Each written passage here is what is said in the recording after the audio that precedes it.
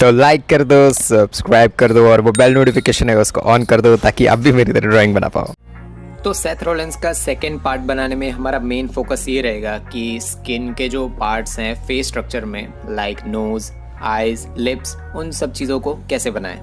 तो अगर आप फोकस करोगे, आपके पेरेंट्स, आपका फ्रेंड्स या कोई भी, अगर आपको पहले आप उनको देखोगे तो आपका सबसे पहला जो फोकस है वो उनकी आइज़ है, नोज़ है, लिप्स, ये चीज़ों पे पड़ेगा।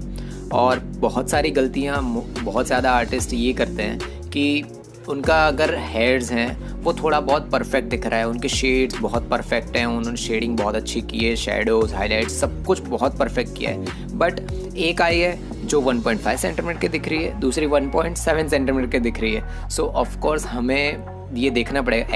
एक्सेप्शंस हमेशा होते हैं कि दो आइज़ डिफरेंट भी हो सकती है, बट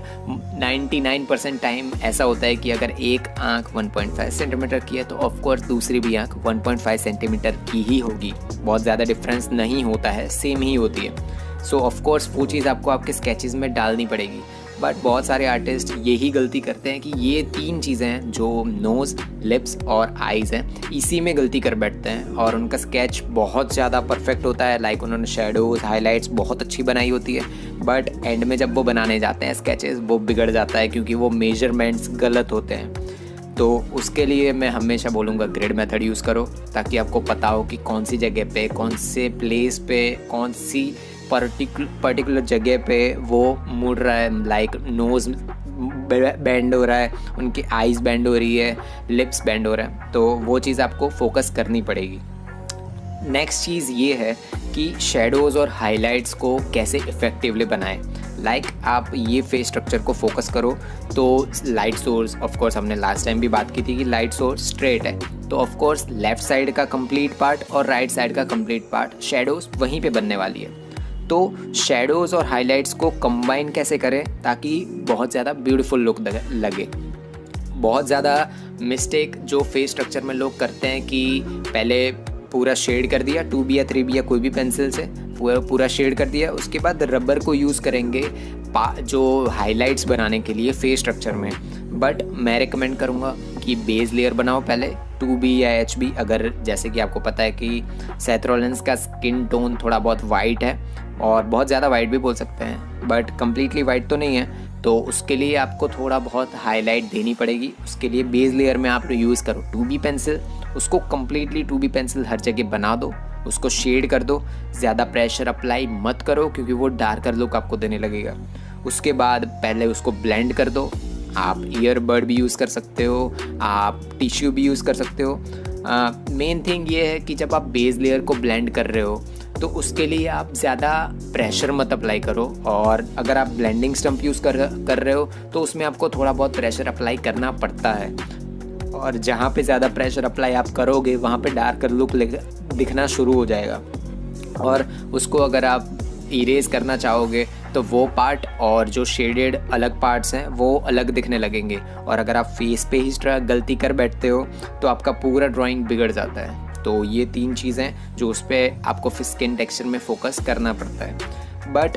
ये चीज़ है कि अगर आप हाइपर रियलिस्टिक या कंप्लीट रियलिस्टिक लुक देना चाहते हो आपके स्केचेस को, तो उसके अंदर ऐसा होता है कि अगर आपके स्किन टेक्सचर को आप फोकस करोगे तो छोटी छोटी ब्रिक टाइप स्ट्रक्चर भी होते हैं, और रियलिस्टिक और हाइपर रियलिस्टिक लुक बनाने के लिए आपको वो छोटे छोटे लाइंस भी बनाने पड़ते हैं। बट वो लाइंस कब बनाने होते हैं? जब आपको आपके रेफरेंस पिक्चर में वो लाइंस दिख रहे हैं, या फिर आप बहुत ज़्यादा एडवांस्ड आर्टिस्ट बन चुके हो, 500-600 स्केचेस आपने बना रखे हैं, तो आपको पता होगा कि स्किन टेक्सचर कैसा होता है। तो अगर आप इतने ज़्यादा एडवांस्ड हो चुके हो तब भी आप स्किन टेक्सचर में जाओ। बट ये स्केच जब मैं सेथ रॉलिंस का बना रहा था तो रेफरेंस पिक्चर में मुझे कहीं पे भी स्किन टेक्सचर नहीं दिख रहा था सेथ रॉलिंस का। मैं चाहूँ तो वो स्किन टेक्सचर बना सकता हूँ, बट दिख ही नहीं रहा था। आप अगर कमीशन आर्टवर्क और कुछ भी बनाते हो तो आपको पता होगा कि बहुत टाइम और मोस्ट ऑफ द टाइम ऐसा होता है कि जो क्लाइंट जो भी रेफरेंस पिक्चर हमें भेज रहा है उसमें स्किन टेक्सचर नहीं दिख रहा होता, क्योंकि वो लोग सेल्फीज़ या ऐसे कोई पोर्ट्रेट्स भेज रहे होते हैं जिसमें स्किन टेक्सचर या फिर एडिटेड होता है, और जब भी आप फ़ोटो को एडिट करते हो तो वो आपको फ्लैट लुक देना शुरू कर देता है आपके पोर्ट्रेट्स में।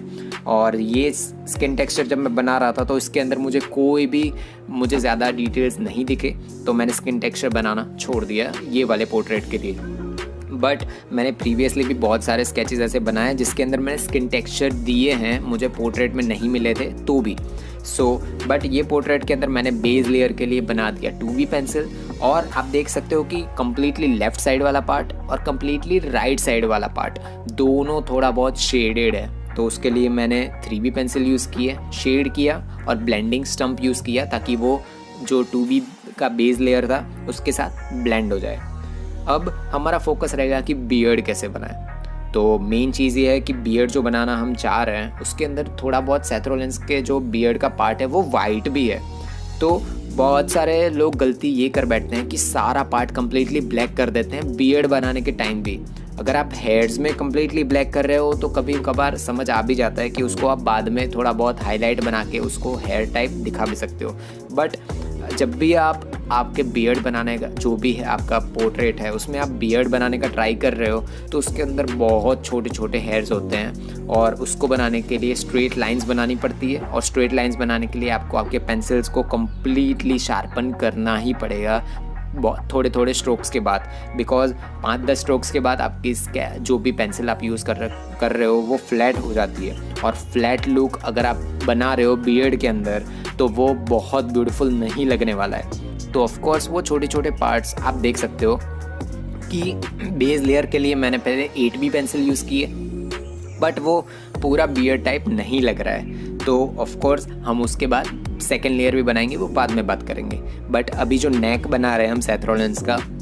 उसके लिए सेम टेक्निक जो हमने ऊपर फेस स्ट्रक्चर के लिए बनाई थी सेम टेक्निक यहाँ पे भी यूज़ करेंगे। हम पहले बेस लेयर 2B यूज़ करेंगे और उसको कम्प्लीटली ब्लेंड कर देंगे मेकअप ब्रश से, बिकॉज यहाँ पे ज़्यादा शेडोज़ और हाइलाइट्स नहीं दिख रहे हैं तो आप मेकअप ब्रश यूज़ कर सकते हो, बट मैं रिकमेंड करूँगा सॉफ्टर वाला मेकअप ब्रश यूज़ मत करो क्योंकि वो कम्प्लीटली आपको फ्लैट लुक दे देगा, और कोई भी स्किन टेक्सचर कभी भी कम्प्लीटली फ्लैट नहीं होता है। तो मेकअप ब्रश यूज़ करो जो डार्कर वन और जो मोटा वाला होता है मेकअप ब्रश, वो उसके बाद उसको ब्लेंड कर दो। जब भी वो ब्लेंड हो जाए उसके बाद आप देख सकते हो कि मैंने छोटे छोटे बाल हैं जो बियर्ड के सेथरोलेंस के, उसको बनाने के मैंने मैकेनिकल पेंसिल यूज़ किए। और main purpose mechanical pencil use करने का ये है कि वो बहुत पतली होती है 0.5 mm, और आपको पता होगा कि बियर्ड बहुत छोटे छोटे बाल होते हैं तो उसको भी आपको अगर दिखाना है तो उसके लिए बहुत छोटी पेंसिल यूज़ करनी पड़ेगी। और आपको अगर बार बार आपको स्केच पे आपकी पेंसिल है उसको शार्प नहीं करना है तो मैकेनिकल पेंसिल से बेस लेयर बना सकते हो। बट सेकेंड लेयर जो डार्कर पार्ट है आप ऐसा भी कर सकते हो कि सारे ब्लैकिश पार्ट पहले बना दो और उसके बाद आपका मोनो इरेजर या फिर छोटे छोटे जो होते हैं हमारे, आपका जो भी आपका रबर आप यूज़ कर रहे हो उसको कट करने के बाद आपको छोटे छोटे हेयर्स बनाने हैं तो वो भी कर सकते हो। बट मैंने जो चीज़ यूज़ की है कि 8B का जो पार्ट था पहले हमने बनाया था स्टार्टिंग में बियर्ड का, जो 8B का पार्ट था उसको, और 10B, जब भी आप 8B के ऊपर 10B बनाओगे तो ऑफकोर्स आपको डिफरेंस दिखना शुरू हो जाएगा। तो ऑफकोर्स जो वाइटर पार्ट है सेथरोलेंस के बियर्ड के बीच में उसको अगर आपको दिखाना है तो ये दो चीज़ को आपको ब्लेंड करना पड़ेगा, उससे आप ज़्यादा हाईलाइटेड और शेडो लुक दे पाओगे। और इसी के बाद हमारा सेम चीज़ नेक के अंदर भी है कि सेंटर पार्ट जो नेक का है वहाँ थोड़े बहुत शेडोज़ हैं, तो उसको बनाने के लिए 3B पेंसिल यूज़ कर लो, और हम मिलेंगे थर्ड पार्ट में।